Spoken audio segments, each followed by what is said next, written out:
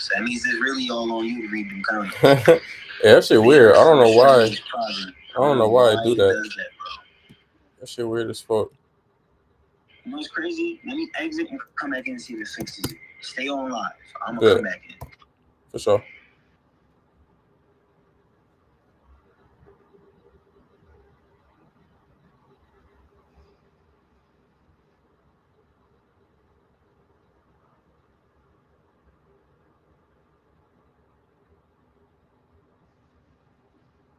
Okay.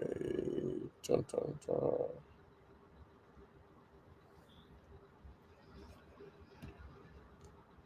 Man, how you feel about the new chapter? Man, how do I feel? This nigga rejuvenated. I'm feeling like it's a One Piece holiday. That's how I'm feeling. Speaking of which, I just pulled it up on my laptop. Yeah, we good to go. Okay, yeah. I'm definitely getting the frame of mind. All right, yeah. Okay. Yeah, I remember all this. Monster Trio is back. Fact, Zaza. Monster Trio never actually went nowhere. Yeah, I was about to say, did it ever leave? The fans saw Jimmy join, and everybody was like, "Nah, like this, that, and the third, that, and the, you know." Niggas not trusting in Oda White, right? Now, for sure. Yeah, it I'll ain't. say that whether this is an illusion, an hallucination, or not, Monster Trio is in full effect. That's a fact. Yeah, I thought. Let's talk about it. That's What an you? interesting concept. Let's get started. I'm with it. What's good, ABK? So off rip, we when we get to the beginning of the chapter, we finally see that the Straw Hats are like separated, but not really separated. They still on Elbaf, from what I can tell. Or do you disagree? You say that they're on Elbaf? I think so. Yeah, just like a different part that we maybe haven't seen yet. I wanna think so, but it wouldn't make sense for them to be on Elbaf, because how would they have gotten to Elbaf? They were just in the middle of the sea with the giant ship. So whatever happened, for them to be on Elbaf would mean they just outpaced a whole nother ship, bigger than them, bigger and faster than theirs, like that. That's the whole issue with me and them being in Elbaf. Unless it's really cheeky, she can really picked up the ship and like took it to Elbaf and dropped it off of Loki, like, yo, here's the Straw Hats. Like, otherwise, I don't know how they got to Elbaf. Like, that part is mind-boggling to me. Another thing, so Nami shows up with the sword. Then we find out it's not a sword; it's the climate attack. Luffy has a sword, but then after they do the attack on the giant beast, it's not a sword anymore; it's an axe. 1 minute Usopp has his bag, next minute Usopp doesn't have his bag.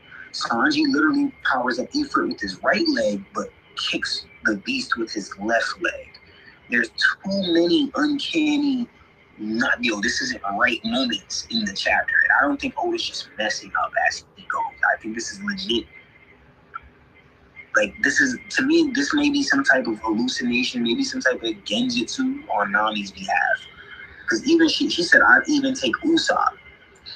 She gets Usopp, but when she gets Usopp, first of all, when we find Zoro is with Luffy and Sanji. If there's anyone who's gonna be lost, shouldn't it be Zoro? Like, it's just weird. I don't know, bro. It's just weird. Like, it's just weird. I don't know what it is going on. Like, Green Fairy. That's all I'm gonna say. Green Fairy. I'm not mad at the Zoro being lost idea. Because Zoro's fine. He's with them. She finds Usopp, and then when she finds Usopp's getting eaten. And then she, like, it's just weird, bro. Like, I don't know. Maybe I'm ranting already. I agree with you that I don't think it's a coincidence about all the things you're saying about the weapons on the back and the sword and Luffy not having his hat on him. I don't think those are coincidences. You're right about that. It's weird, bro. Zoro being with Luffy and Sanji. It makes sense when you think about it. Yeah, it makes sense. But then when you really think about it, then you showed up. You didn't know what was going on. Usopp was all the way in another spot. He knew what's going on. So why does Zoro know what's going on? It feels uncharacteristically weird. I feel that. So when I looked at it, I went off the assumption that Luffy, Sanji, and Zoro woke up previously to when Nami like woke up or like realized where she was. Um, I feel like Usopp and Nami damn near like came around the same time, like of consciousness.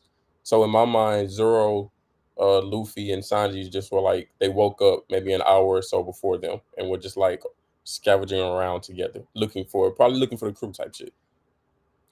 Could be wrong. I'm open to that idea being wrong. Yeah, me too. I am as well. Because, like I said, this is either a hallucination by Nami herself driven, or this is like some type of simulation for the whole group. Because it does seem like they're going through this together, but it could just all be from Nami's perspective. Because we started with Nami. And then even the name of their attacks, Luffy says gear, like, watch this, right? My boy, shout out to my boy ABK because he thinks that Luffy is showing better devil fruit control now by yelling out gear fourth, but it's only his leg that legit goes into the gear fourth mode. I don't think so. I think this is once again a hallucination. I think Nami, she's a girl. Nami is not really studying the name of these moves and everything like everybody else is. So she's like, when they say gear third, if they gear fourth, it was a gear third move. I think that's just the way Nami's remembering it. Like, for real. Like, even Zoro's using a technique. It's not the actual name of the technique, but it's like, it's a very similar name, but it's not the exact quote-unquote name of the technique. So it's like, oh, man, this is weird. By the way, this does look bad for Sanji fans. He went all out to harm a little beast while Zoro and Sanji went light. They went real light. So hopefully for Sanji's sake, this is a Nami hallucination. Because this is bad scaling wise. Just want to point that out. Bro, I just want to point that out. Oh, we saying he went all out because of the type of move he did. Hell yeah, my boy went straight into Ifrit. I didn't see Zoro go King of Hell. I didn't see Luffy go Gear 5th or use Conqueror's Code. It just looked like some light shit. Him and Zoro both did some light shit, and then Sanji was like, "Nah, me Blue Flame, man, like it's kind of bad." What's good, Straw Hat Podcast? What's good, man? Stickman 9 said y'all start playing with Sanji. I agree with that. So boom, two things. No, wait, hold on. ABK, that is bad scaling, bro. You could say, don't get me wrong, you could say Nami went all, you could say Sanji went all out because it was Nami and he loves her and all that, but he didn't do that in Egghead when S Shark grabbed Nami by the neck. He didn't go Ifrit. He just pulled up and, kicked her and kicked him. Now we see him going Ifrit and Zoro not even using King of Hell, Luffy not even Gear 5, but you in Ifrit? You're not going to act like that's normal. It's not normal, man. It's not normal. Look, it's not normal. That's all I'm going to say. I see your point. I'm gonna say this. First thing, I'm definitely gonna mention the drip. Out of everybody, Sanji dripped out the hardest. Can we all agree on that? Sanji dripped out the hardest out of everybody. I'm gonna be real with you. I want to say two things about the drip. Go ahead. For one, we already got the pregame to this drip when we went to Wano with Kaido and Onigashima, like the whole Onigashima raid. It really looks like their fits are very much inspired from. Okay. I agree. Okay. Two, Sanji's fit looks very cool, but I would still go for Zoro's over his. Really? Even with them lame ass goggles? Those goggles lame. Yeah, bro. I don't think they're lame like that. I think they hype. What?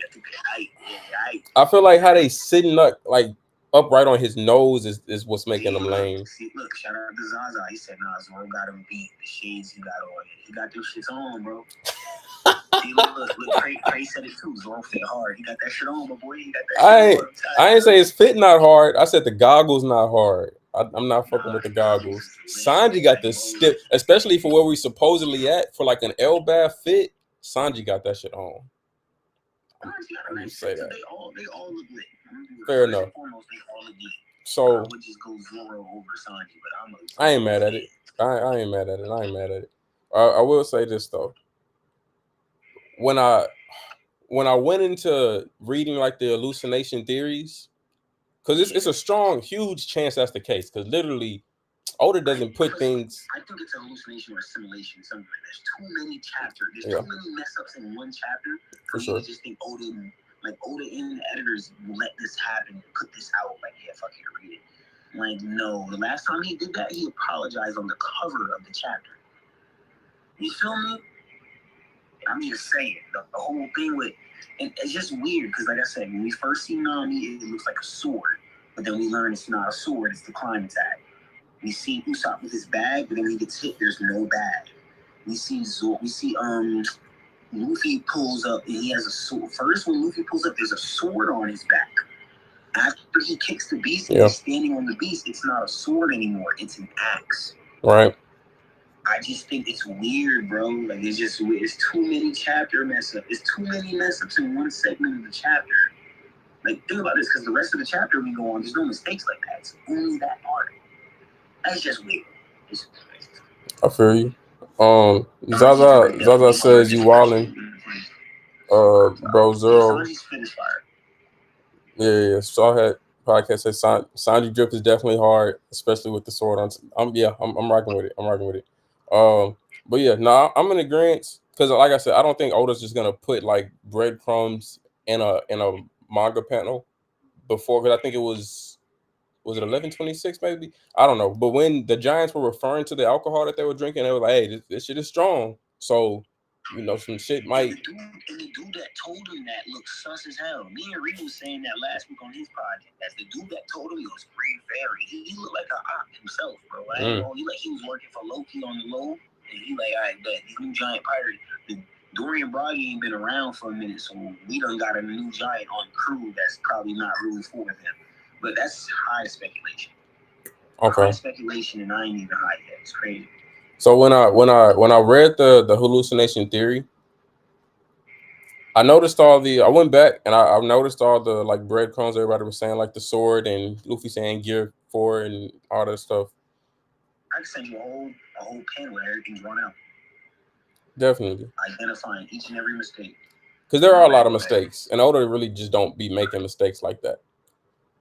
I feel like if I were to read the chapter again, like for the first time, what would have really made it jump out for me that this is a hallucination, opposed to Oda just like softly saying it's a hallucination, is if Nami woke up and then Usopp pulled up on some big dog shit, like damn near how he was on the island doing pre-time skip and doing the training arc. Like if he pulled up and he just, not even like he pulled out a big hammer and hit the cat by itself, but just pulled up more dominant than he was introduced in this panel. Because when when the chapter starts, he's running from the cat, he's being eaten by the cat. It looks like regular Usopp shit.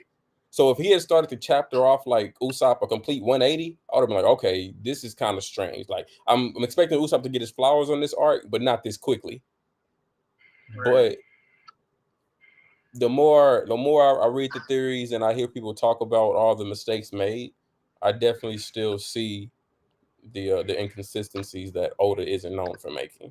So, like I said, I'm down for the hallucination theory, or it being a dream, they just being drunk on that fairy juice. I'm down for it. I really just want to see like where it goes from here. Because this was a really short chapter, by the way, for me too. I felt like this whole sped quick. 13 or 15 pages. Yeah, it was a really short chapter. Fact. And then it's a break next week too. So that crushed me. I'm good. We got 3 back to back, bro. We did get 3 back to back. Oda ain't do that in a minute. You know, so that's fair. I'm okay with that. I'm okay with that. When we come back, he's probably gonna give us 2 chapters back to back and then go on break again. Rather than do 3 chapters again back to back. If he does 3 chapters back to back, that means he's gonna go on a break, real crazy break pretty soon. That he's trying to prep us for that we don't know about. That's fair. I ain't mad at that. I want to ask you a question, actually. I want to take your attention away from the chapter. We had this debate on Reed's podcast the other day, and it got really intense. I didn't think it was going to get that intense, but it got really intense. It was really cool, too. He made some dope clips from it as well that he uploaded this week. But Sabo and the Gorosei, what was your thoughts on what Sabo and how Sabo's interaction was with Imu and the Gorosei? When he when they killed the King Cobra in front of him. Yeah.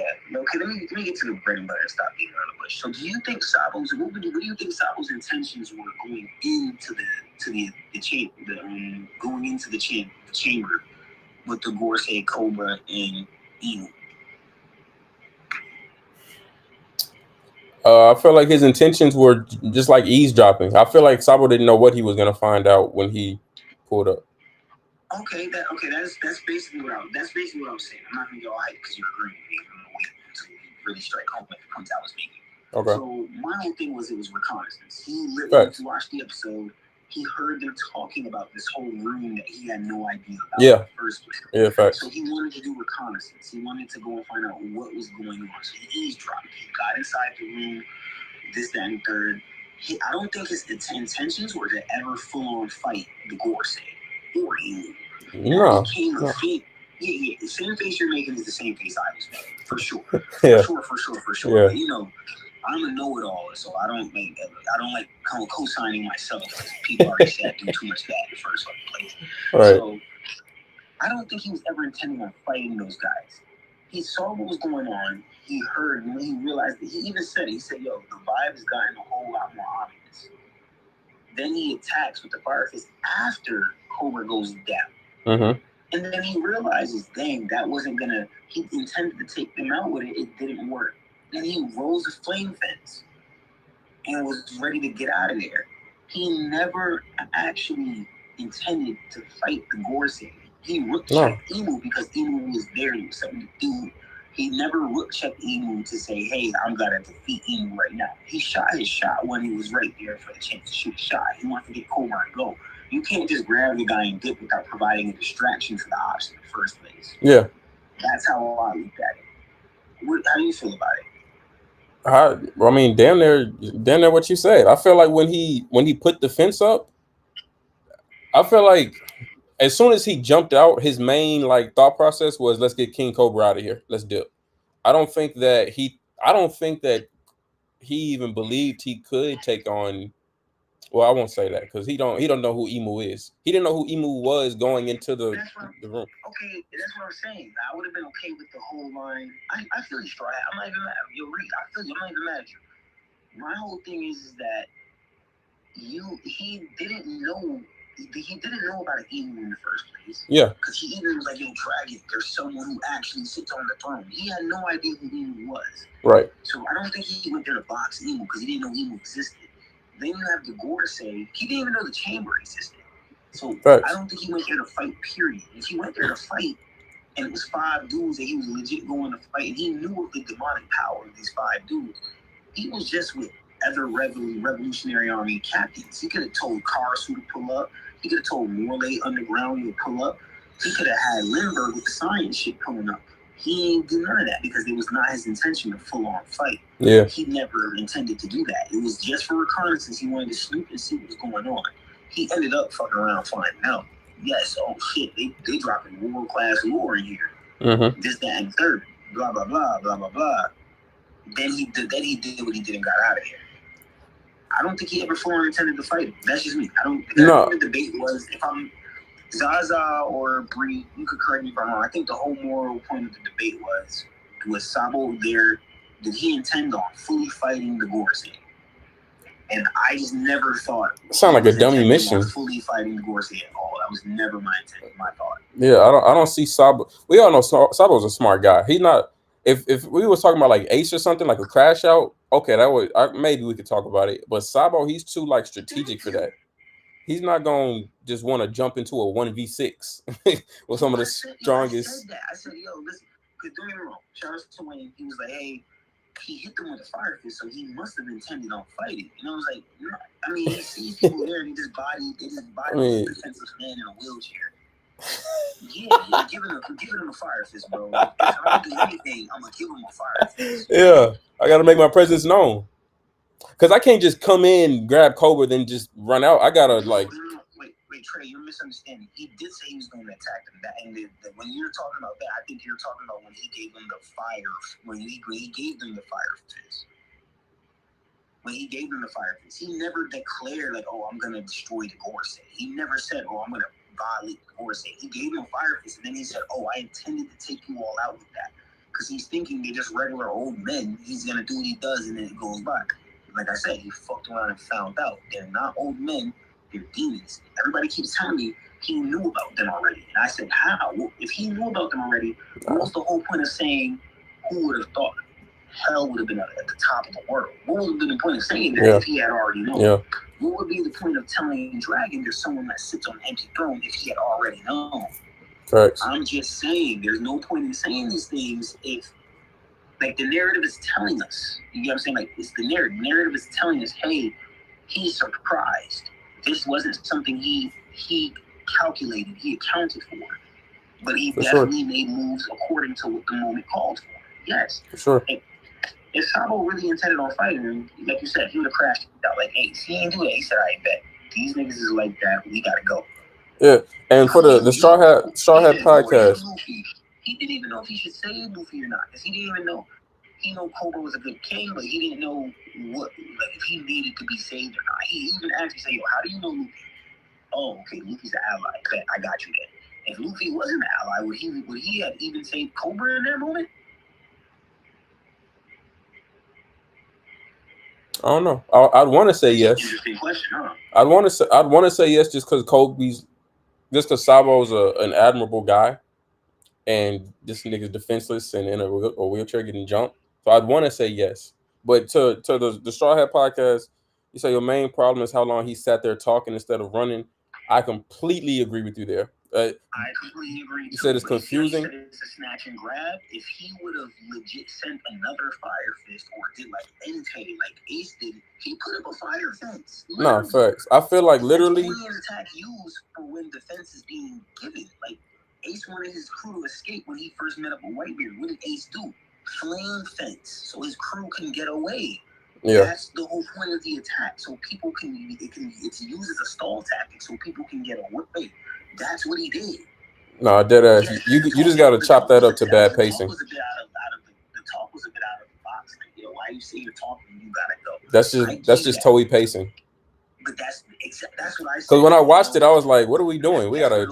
But it just is what that's just the pacing. Because I watched it and I had the same question because I remember the manga.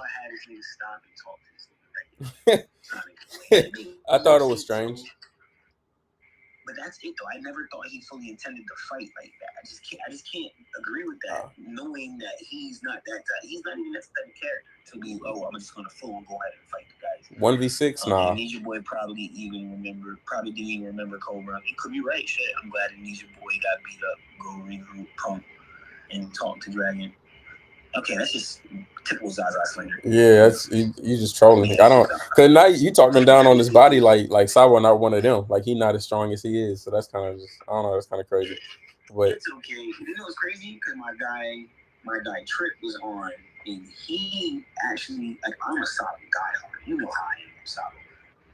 Trick was actually a Zoro diehard. He was going hard for Sabo because he was like, yo, Sabo's cut from the sea. He kept saying it. Sabo's cut from the same cloth as Luffy and Ace. Right. And he was getting some pushback on it. I wouldn't have used that point to really debate, but there is proof of that as well. Like, Oda dropped a scan talking about why Luffy, he dropped the ASL scan talking about why ASL is as deep as it is and why none of these three guys could be working for each other on a ship. He basically said if they were to all be pirates, they would all have to be their own pirate captain. And talked about all of them. And actually, if you read it, it basically, from what it looks like Sabo's just about to get conquers, but that's headcanon, so I'm not going to really use that to full on go with it. But I definitely predict Sabo getting the ability, getting that in. I don't see the other two having it and Sabo not having it. Listen, man, I learned last weekend. I learned that I'm a Sabo glazer, so you know I don't even like that word. But I'm a Sabo glazer, bro. Like, yeah. I'm okay with it. Yeah. Sabo. Like, we were talking Zoro versus Sabo as well, and a lot of people was having Zoro beating Sabo like mid-diff. Well, they said this to me, it's not gonna be damn mid-diff. Even if Zoro has Conqueror's coding and has the ability to cut flames, that still doesn't tell me that Sabo gets mid-diffed. Because Sabo was a hockey man his entire life on the Grand Line in the New World. He just got a devil fruit. So just because he just got the devil fruit, all of a sudden he mid diff now. And mid diff is crazy. I ain't gonna lie. Where all his hotkey feeds go. Yeah, the Flame Emperor. It's crazy. Mid diff is crazy. There's no fight that goes on with Sabo in it that's not high diff. Especially if I got him losing. That's what I'm saying. I agree. Yeah, that's kind of wild.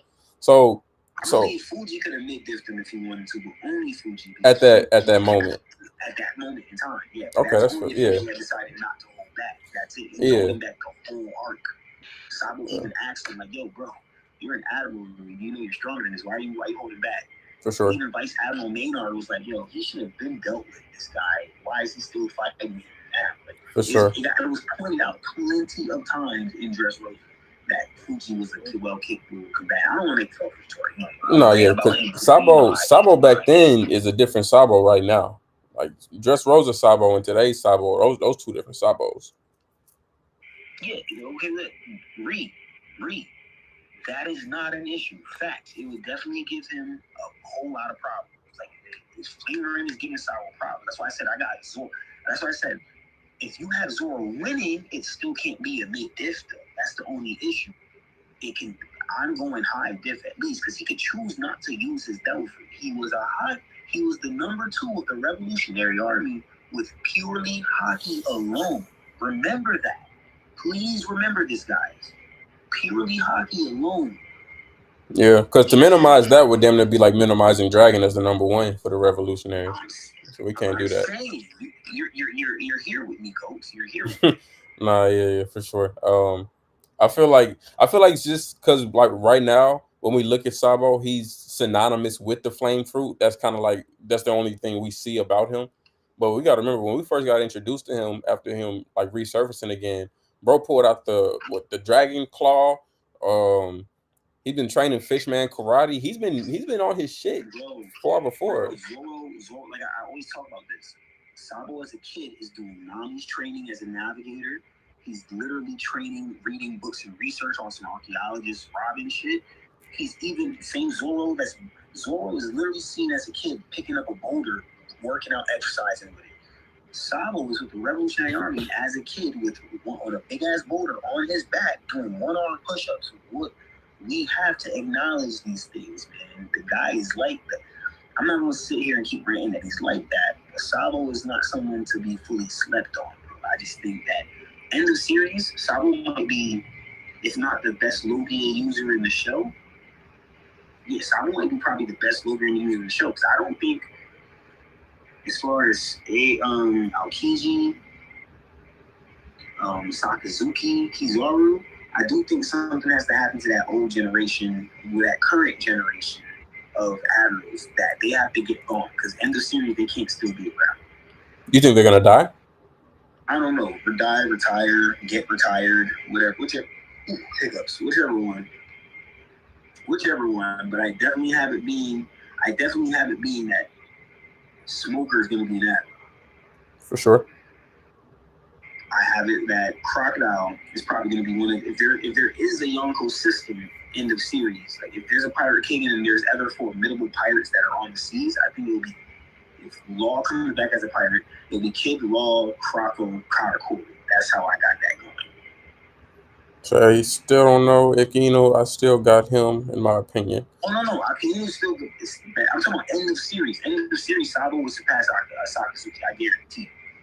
I guarantee. End of series, all these new gen people that we're talking about, they have to surpass these other guys. And when you say surpass in a Logia way, are you saying like in strength or like the way they use their devil fruit abilities in a Logia type way? No, I'm just talking about strength wise, Sabo, I got him getting stronger than Sakazuki. If not, then Sakazuki would probably be stronger for sure. But I would say, as far as devil fruit advantages, Sabo's devil fruit advantage would be better than Sabo's devil fruit, his prowess would be better than Sakazuki's.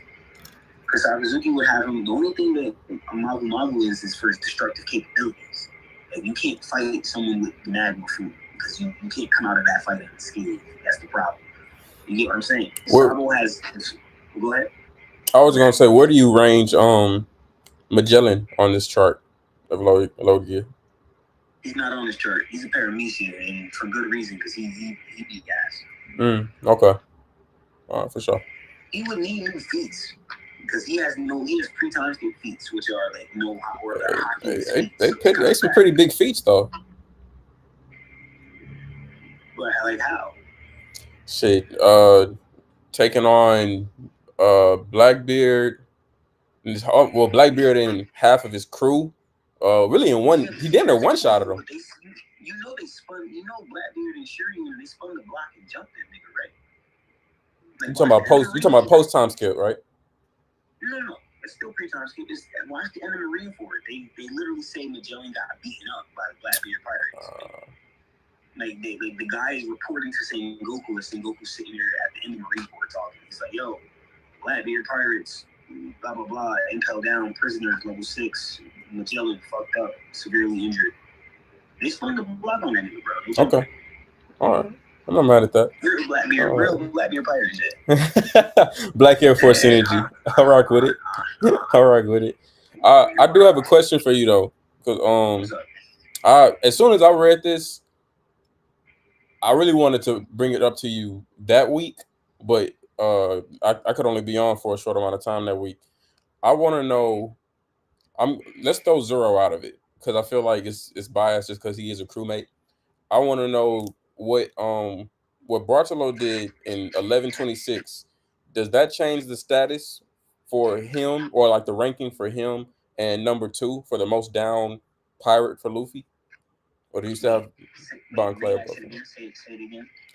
Do you have Bartolo above Bon Clay for like most down pirate for Luffy right now, or is Bon Clay still above him? Nah, he'd be equal if not above. Okay. They both it's hard to really question because they both sacrificed it. Like the problem is that Bartos was not really his life because it was fake poison or whatever poison, but he was willing to do so. So I give him the points. Like Bon Clay, he's willing to sacrifice, like giving up his freedom for Luffy. Like I give him that, But I would have to give it to, as of right now, I got, as far as people like the closest, the people that will sacrifice something for Luffy. I think I got a top 5. I would say no order: Zoro, Jinbei, Bon Clay, Barto. Just those 4 as of right now. I don't even have the top 5, like the 5th man. What about Sanji? Sanji not the 5th man? Sanji was okay, but kicking your captain in the face at whole kick does take a plunge. That's fair. That's fair. But what about Zoro's biggest accolade in that category? Sanji was willing to do himself first. No, Zoro keeps Sanji head on straight. No, not Sanji. Zoro keeps Luffy head on straight. That's a big deal for me. That's a really big deal for me. I'm not saying you're wrong in that regard. I'm just saying has Sanji's mindset not been enough to earn the 5th spot? Because in Thriller Bark, that would have been Sanji's feat if Zoro didn't knock him out. Yeah, see, Thriller Bark is cool, but that gets doubled down on when he kicks the nigga in his face. Okay, all right, fair. You get what I'm saying? Like, that's the problem. Like, you kick this nigga in. Look, I put it like this. I'll throw Kuma in that bitch before I throw Sanji in that motherfucker. Yes, sir. But it's context behind that. Top five niggas loyal to Luffy as of right now. That's kind of crazy. I'm gonna leave out Sabo just because that's his nigga brother. I can't give you Kuma. I can't give you Kuma over Sanji.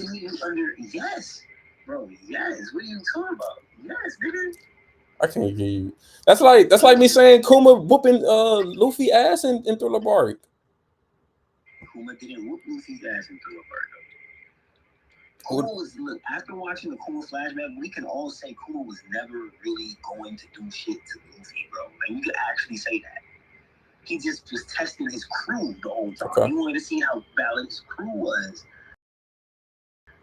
Like, look, watch this. and I consider myself a diehard, and I'm strong as hell, and I ride hard as fuck for Dragon. So if I know Dragon got a little nigga, I'm gonna make sure that the little nigga keeping real niggas around him. Otherwise, I'm gonna have to tell Dragon, give up on all that, give him all that. Just give him all that. That's right. He was testing his crew. You feel me? That's right. I ain't gonna lie, bro just brought up a great point. He said Barto is ride or die for Luffy. I love Bon Clay, like I said. I just can't forget that he ran away while Luffy was fighting Magellan. That is very true. That did happen. No, but this is the problem, right? This is why I don't let the Sanji shit go. Because Sanji did all the good shit, and then the bad shit happened.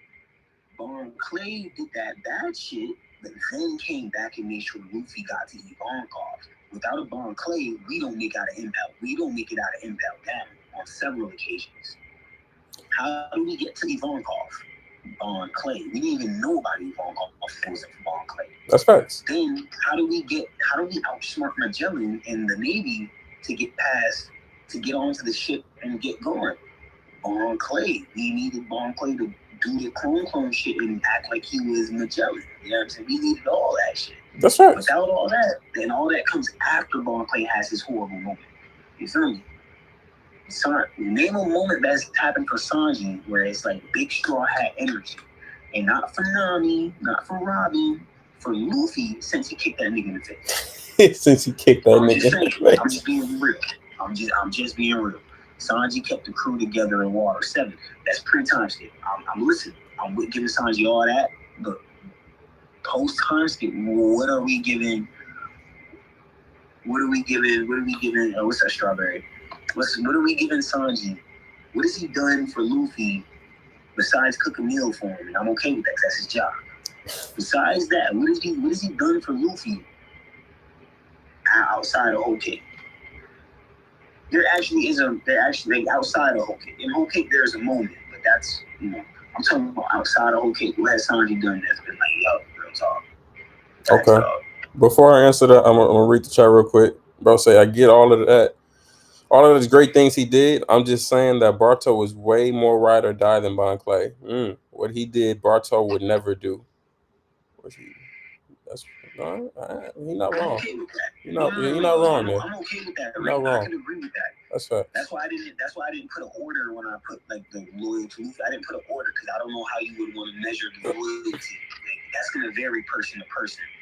You get what I'm saying? Like, yeah. This might mean more to Coach than it means to me. But that the other moment might mean way more to me than it means to Coach. So yeah. I think that's, but I agree with you. That's why I said, if you're going to talk about it, it's got to be Zoro, Jinbei, Barto, Bon Clay, and I'm still with the throwing Kuma in that bitch before signing. I'm still with doing that. I ain't going to hold you. Coach not liking it. No, I'm not doing that. I'm not doing that. What's good, Maximus? He bought the Onigashima raid for the sake of Luffy becoming Pirate King. Nigga, everybody in Luffy crew fight for the sake of him becoming Pirate King. That's cold. That's the problem with that line. Everyone's doing it for the sake of Luffy becoming Pirate King. So we can't rely on that. You got to show me where he actually was effective in the arc. Like, watch this. If I was going to bring up a Sanji moment after he kicked Luffy in the face, that was super dope for Sanji. Mm-hmm. When he saved Luffy from coming out the Mirror World after fighting Katakuri. Without Sanji, Luffy don't make it back to his crew. I can agree with that. But after we leave Whole Cake Island, what has Sanji done besides, chef it up? That's like, you know what I'm saying? Okay. I feel what you're saying. I'm really trying to think of something. What are you talking about, bro? Huh? No, ADK dropped a comment. He said, what did I just hear? This is an insane take. Wow, what did I just hear? Oh, he's coaching because he's a Sanji fan. Yeah, he's talking about you. I'm trying to really think about something that's happened post Whole Cake. Look how hard you gotta think, Coach. Look how hard you gotta think, man. When have I not asked you a question that you made your mind work? Like, you really in your mind work. Like, yo, you opening every closet door to find the episode that Sanji did some shit. And you're not finding it. But I'm doing the same thing in my head for Zoro as well, and I can't think of nothing right now either besides fighting wise. But that's what I'm saying. Zoro gets his fighting wise. Zoro on the rooftop, he's the one that's helping protect Luffy while he's taking a minute nap in the middle of a fight with Yonkos. Sanji could have did that, but he never made it. No, don't do that because that's Oda. You know that's Oda. No, because we all know Sanji deserved to be on the rooftop as well, but Oda for aesthetic purposes made it only so the worst generation was on the rooftop. So we're not gonna discredit Sanji in that. That's not his fault. That was Oda's writing. Yeah. As far as fighting goes, Zoro, because like the only thing I really just thought of was Zoro taking on Big Mom and Kaido's double attack. But I'm sure it's more fights. Zaza, you're completely right. I know that. Sanji protected Zoro against King. Yeah, I wasn't gonna bring that up. Completely right. You're not listening to my question. I thought about that too. What did he do for Luffy? Yeah. After Whole Cake Island, what has he done that was so significant for Luffy after Whole Cake Island? That's what I asked. That's what I asked. What did he do for Luffy? You feel me? He's done stuff because we're to count all the stuff he's done. He's done countless stuff for the woman. So.